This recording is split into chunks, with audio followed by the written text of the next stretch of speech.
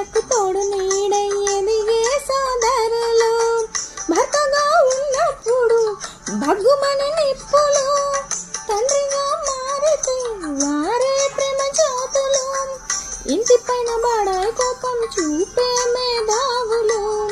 తదుపరి బతిమిలాడటం వీరి సాటెవరు